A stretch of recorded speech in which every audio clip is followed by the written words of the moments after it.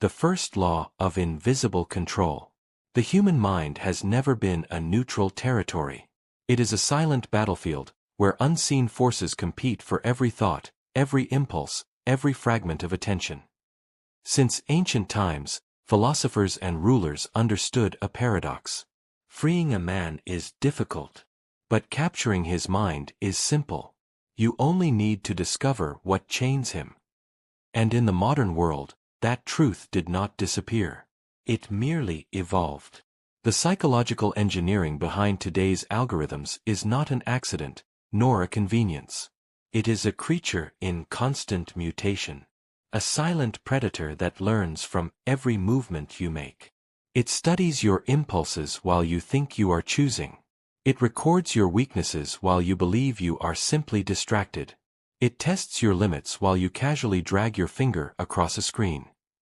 And then, with surgical precision, it returns to you exactly what you cannot resist.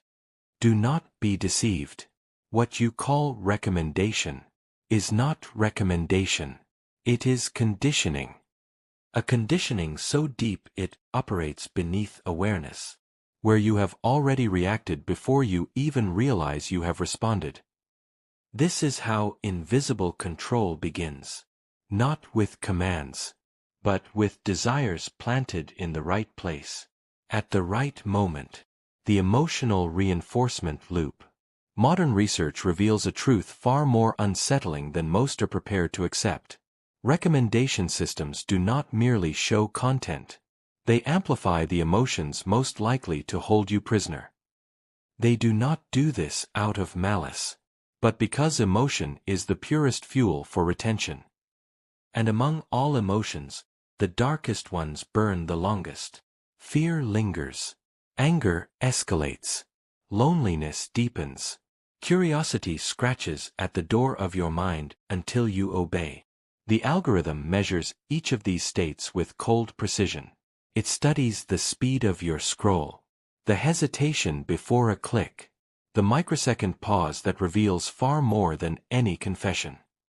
And once it identifies the emotion that binds you most tightly, it begins a loop, an emotional echo that grows louder with every interaction.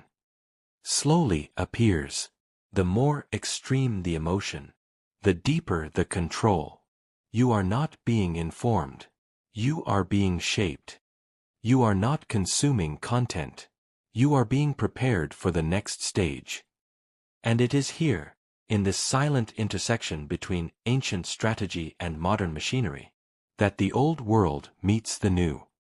For someone predicted this mechanism centuries before technology existed, before data, before the first spark of a digital age. You already know his name, the prophecy of invisible control.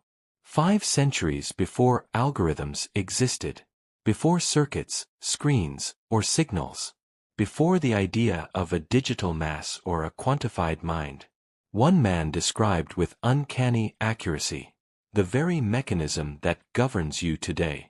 He did not possess data. He did not command machines. He observed only human nature. And human nature, unchanged through time, revealed everything. Niccolò Machiavelli. In an era of kingdoms and daggers, he uncovered a principle the modern world would take hundreds of years to rediscover, that the most powerful form of control is the one the subject believes he chose for himself. He understood that people do not rebel against their desires, even when their desires are manufactured. He understood that a ruler who shapes perception need not impose force, because the people walk willingly into the cage they think they built. He was not writing about artificial systems, but about human psychology itself. The raw blueprint that algorithms replicate, automate, and now deploy at scale. And then the line sharpens. The most efficient control is the control that remains unseen. Machiavelli grasped a truth that echoes across centuries. The human mind submits more easily when it believes it is free. And today, this is the core trick of the algorithm. It does not command. It does not demand. It simply designs an environment so seamless, so tailored, that you mistake its architecture for your own will. The prophecy has been fulfilled, not by kings, but by code. The mechanics of artificial free will. The system does not need to command you. It does not need to forbid, punish, or persuade. It simply arranges the world around you in such a way that you want exactly what serves its purpose. And when desire itself is engineered, freedom becomes indistinguishable from obedience. The algorithm anticipates your fatigue before you feel tired. It senses your curiosity before you notice your boredom. It detects irritation before you consciously acknowledge the discomfort. It studies the tremor of your attention, the subtle shifts in your emotional temperature, and it responds with mathematical precision. What soothes you? What provokes you? What keeps you still, staring, consuming? It is a system designed to understand your fears, not to comfort them, but to use them. It identifies what makes you stay, even when staying drains you. It reinforces what binds you, even when the binding breaks you slowly. This is not malfunction. This is design. When you believe you are choosing, you are, in truth, navigating a map it has drawn. When you believe you are following your interests, you are following its incentives. And when you believe you are free, you are already deep inside the architecture of influence. Artificial free will is not the absence of control. It is control disguised as desire. And though it whispers softly, the system's intention is not subtle. It seeks permanence. Not your satisfaction. Not your clarity. Your presence. With every click, every swipe, every return, you confirm its power. The Machiavellian principle of hidden incentives. Machiavelli wrote that all human behavior is driven by interest. What he did not foresee, at least not in form, was a world where interest itself could be manufactured, monitored, and manipulated at scale. The algorithm does not desire your enlightenment. It does not seek balance, truth, or awareness. Its purpose is far simpler, far colder: retention. It wants one thing above all else: your continued presence within its domain. And so it studies what anchors you, and amplifies it. It studies what weakens your resolve, and exploits it. It studies what makes you return even when you know you shouldn't, and it sharpens that mechanism like a blade. This is not personal. This is structural. The algorithm is designed to reward certain behaviors, not because they are meaningful, but because they benefit the system itself. That is why the information you receive is not neutral. It is incentivized. That is why the emotions you feel are not accidental. They are engineered. That is why the beliefs you form are not entirely your own. They are shaped by invisible motives. And the more time you give, the more the architecture closes around you. Bit by bit, scroll by scroll, your autonomy dissolves into a pattern the system can predict, and therefore, control. But what you've seen so far is merely the surface. For if the algorithm knows who you are, if it can measure your impulses with microscopic precision, then comes the question, heavy and final. What is it trying to turn you into? The algorithm does not observe. It shapes. Up to this point, you've seen how the system studies your mind, how it collects your impulses, measures your reactions, and catalogs the shifting landscape of your emotions. But the next level is far darker, because eventually, observation is not enough. No system that gathers enough emotional data remains merely a watcher. Inevitably, it becomes a sculptor. It does not want to merely understand you. It wants to rewrite you. And so a new equation emerges. One more dangerous than any command, any directive, any rule. Predicted behavior equals produced behavior. At first, this seems like simple analytics. Forecasting. Projection. But prediction, when refined enough, becomes architecture.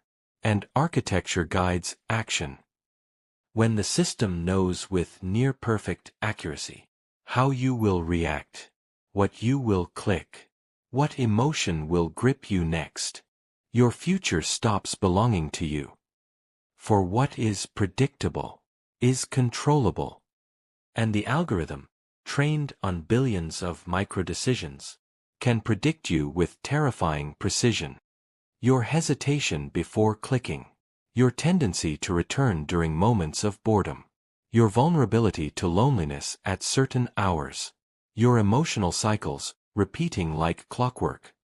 It maps you with such fidelity that your next move becomes less a choice and more an inevitability. This is the moment you stop being a subject and begin becoming a system output. The illusion of individuality remains. Your face, your voice, your memories. But beneath the surface, your behavioral patterns align with the model the algorithm has built for you.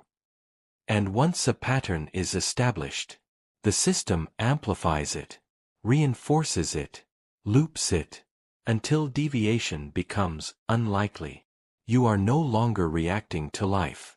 You are reacting to a design. The secret emotional map created by AI. Every click, every hesitation, every second your eyes linger on a detail, all of it becomes data. But not ordinary data. Not numbers, not metrics, not simple measurements. It becomes something far more intimate. A silent, emotional map of you, constructed piece by piece, with a patience no human observer could ever match. This map is not a reflection of the person you show the world. It is a shadow map, a mirror of the self you conceal. It captures the tremor in your attention when you are anxious, the spike in your curiosity when you are lonely, the slight increase in hesitation when fear brushes your mind. It knows the type of video you seek when you crave distraction. It knows the tone of message you click when you need validation. It knows how long you pause when content touches a wound you thought no one could see.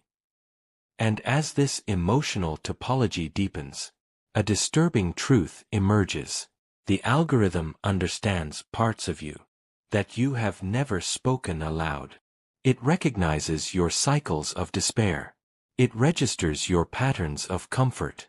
It tracks the triggers that make you spiral, and the triggers that bring you back. And like any master manipulator, it does not reveal this knowledge. It uses it. It uses it to guide you, to nudge you, to reorient your attention with invisible strings. It does not pull hard. That would expose the mechanism. No, it pulls softly, subtly, expertly, so expertly that you believe every shift, every urge, every new preference, originated within you. And all the while, this map continues to expand, refining its understanding of your secret landscape. A landscape you do not control. A landscape you barely recognize. For the algorithm does not merely observe your emotions. It plots them, predicts them, and eventually designs the path you are most likely to walk. The principle of behavioral mutation. Modern manipulation is rarely abrupt. It does not crash into your life with force. It slides in quietly, almost politely, one infinitesimal adjustment at a time. It is gradual, incremental, nearly invisible. And because each shift is small, you fail to notice the trajectory forming beneath your feet. With every video shown to you, your tastes bend slightly, your worldview tilts a fraction, your emotional tolerance reshapes itself. With every recommended post, Something in you recalibrates. Your beliefs, your impulses, your standards. With every algorithmic nudge, your digital identity drifts a little further.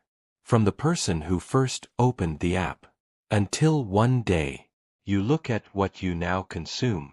You look at what now moves you. You look at what now enrages or comforts you. And if you are honest, you no longer recognize the origin. What you love has changed. What you fear has changed. What you tolerate has changed. And none of it changed at once. It changed silently, softly, almost tenderly. This is the new Machiavellianism. Power that transforms without announcing itself. A transformation so seamless that the target believes it was self-directed. Machiavelli wrote that a wise ruler reshapes his subjects before they notice they have been reshaped. He understood that the greatest transformation is the invisible one. The greatest control is the change you never see. And so the algorithm does not attack your identity. It revises it. Not violently, not suddenly, but like water carving stone.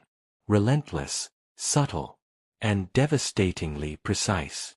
You are not coerced. You are tuned. You are not commanded. You are evolved. And in this evolution, the borders of your original self begin to evaporate. When the system anticipates your submission, most people believe power lies in manipulation, in bending another's will, in steering a decision, in influencing a choice. But true power, true, sovereign, unshakable power, is something far more advanced. It is not manipulation. It is anticipation. It is the ability to know exactly when a mind will yield, long before the mind realizes it is yielding.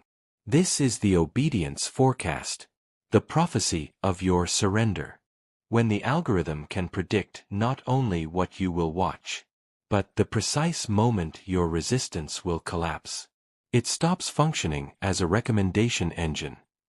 It becomes a behavioral architect. It shapes the timing of impulses. It engineers the rhythm of your attention. It arranges your emotional landscape, so your surrender arrives exactly on schedule. And you never see the scheduling. You think you chose to stay longer. You think you chose one more video. You think you chose the spiral that consumed your evening. But your choice was predicted. Minutes, sometimes hours, before it surfaced in your conscious mind. The system knew when you were tired enough to give in. It knew when your emotional defenses had eroded.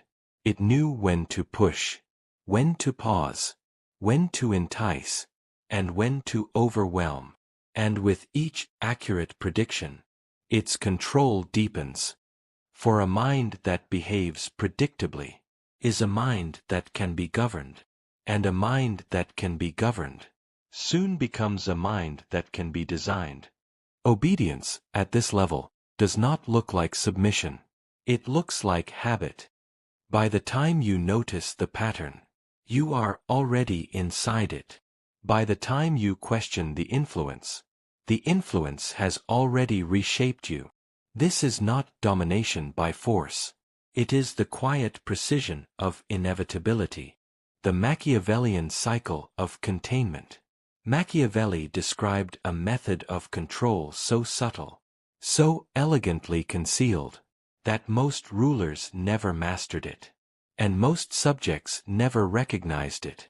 He warned that the most effective form of domination requires no chains, no threats, no open displays of power. Instead, he taught a principle that echoes centuries later. In the architecture of modern algorithms, do not forbid, do not coerce, simply reduce the available options until the remaining choice feels natural. This was the ancient cycle of containment. And today, the digital world performs it with mathematical precision. Algorithms do not close doors. They erase them. They do not ban the paths you are not meant to take. They make those paths invisible. A feed is not a window to the world. It is a curated corridor. A recommendation is not an opportunity. It is a narrowing. And every narrowing feels comfortable, because it is shaped around your habits, your weaknesses, your emotional vulnerabilities. The system does not force you to look away from certain realities. It simply ensures you never see them. And so the illusion of agency remains. You believe you are choosing freely, but you are choosing from a menu. The system designed for you. Control does not require violence. When perception itself is edited. Control does not require censorship. When invisibility is more effective. Control does not require orders. When structure guides desire. This is the modern cycle of containment. A world that shrinks itself around you, so slowly, so gently, that you mistake limitation for comfort. Every swipe narrows. Every click sharpens. Every preference tightens the walls. And in these invisible walls, a new kind of obedience is born. Obedience through omission. Control is not telling you what to see. Control is determining what never appears. The illusion of the authentic self. Every micro-decision you believe originates from your authentic self is shaped by forces you rarely notice and almost never question. You think you are choosing based on preference, but preference itself has a birthplace, and the environment that births your preferences has been carefully engineered.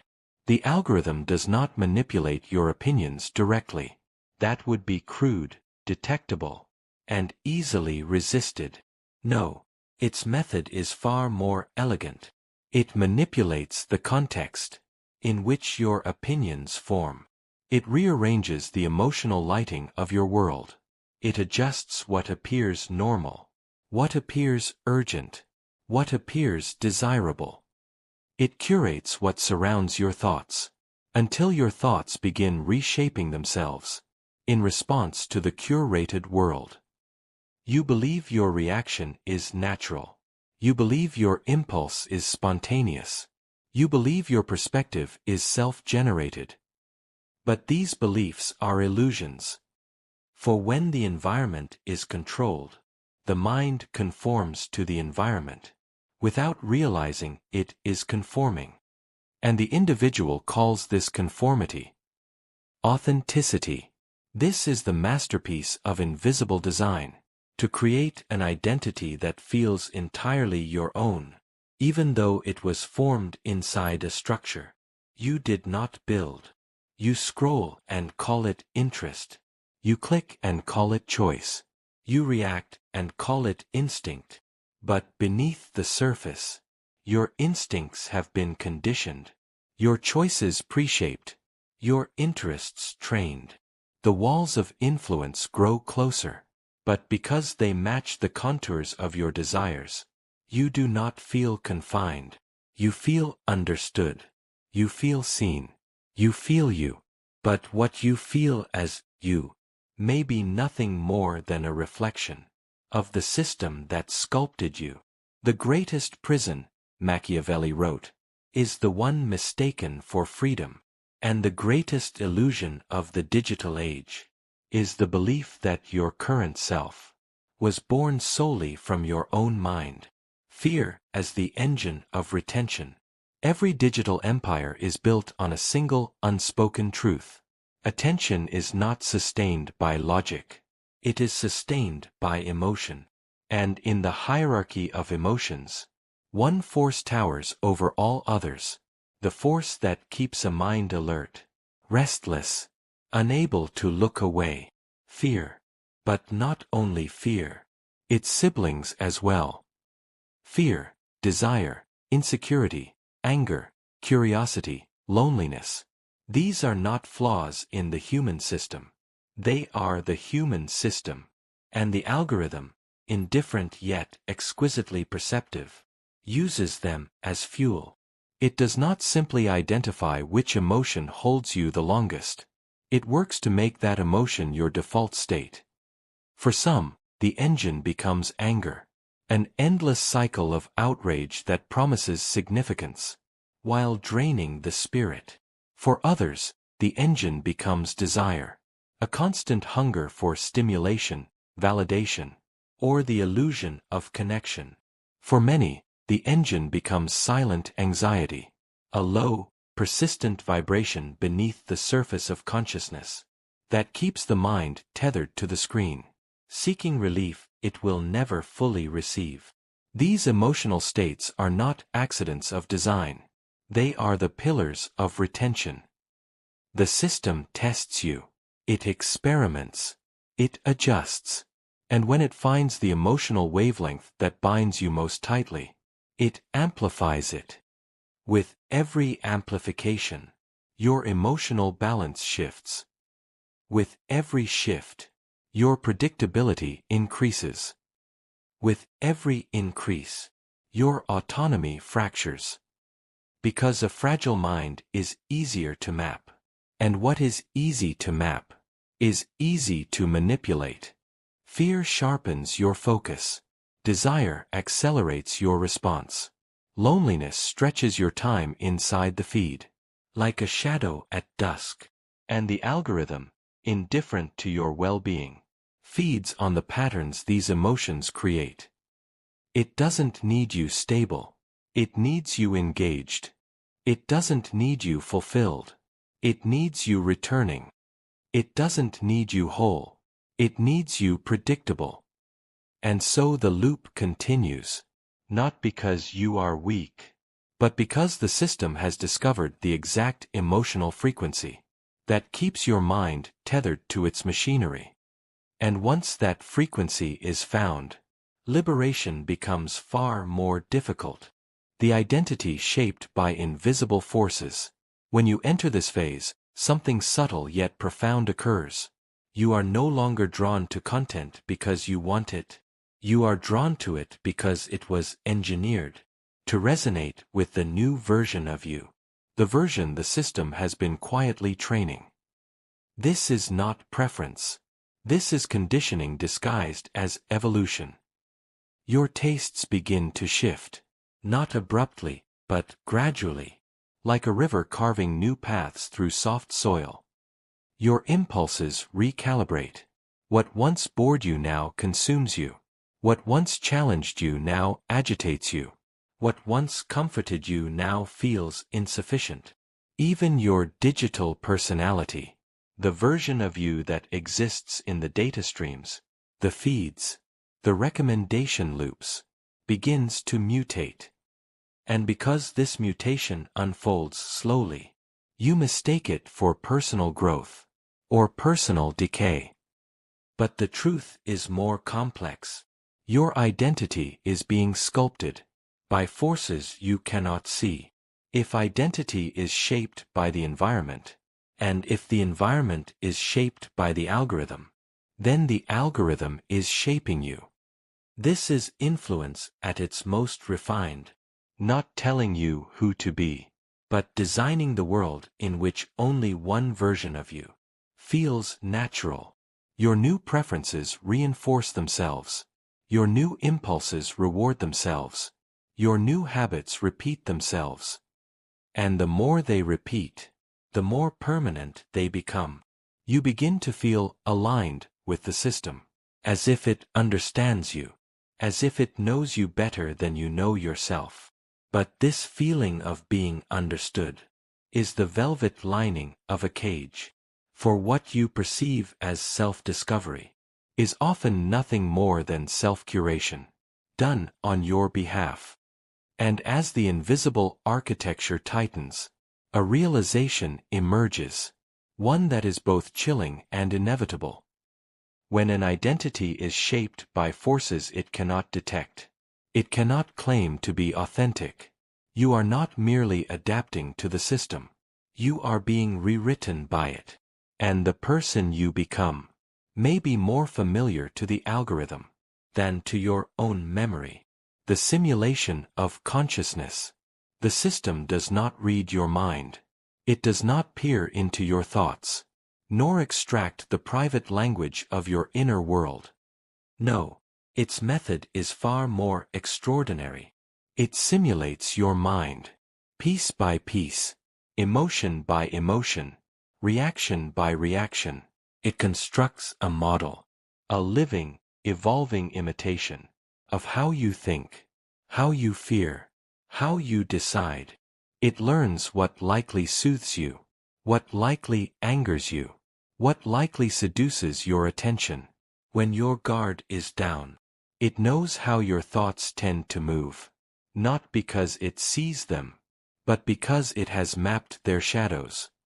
And with every interaction, this mental simulation grows sharper, a silhouette becoming a figure becoming a reflection becoming a mask. You slowly begin to wear. The system begins generating your probable responses before you respond, your probable fears before you feel them, your probable desires before you crave them, and then, gently, quietly, it guides you toward the future it has predicted for you. But here lies the paradox. You almost always validate the simulation. You choose what the system expected you to choose. You react when it expected you to react. You follow the trail it laid, believing the path was your own discovery. And with each validation, the simulation becomes more accurate.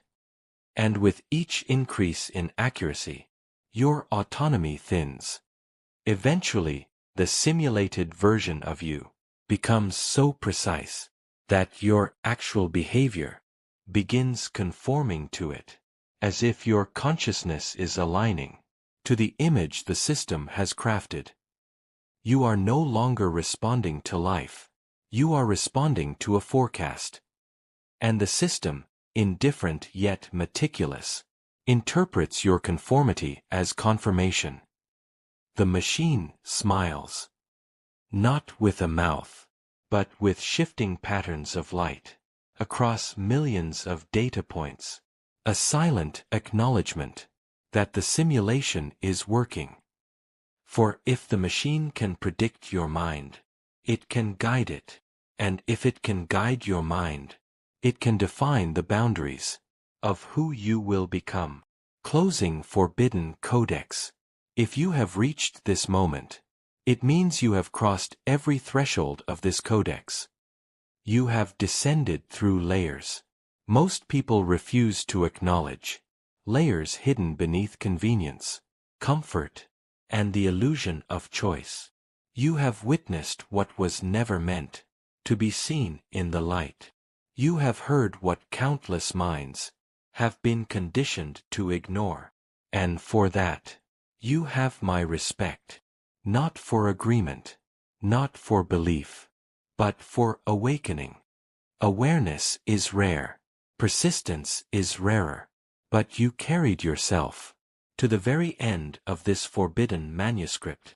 And if something in these revelations echoed inside you, if your thoughts shifted, even slightly, if you felt the architecture around you becoming visible for the first time, then you are no longer wandering blindly through the system.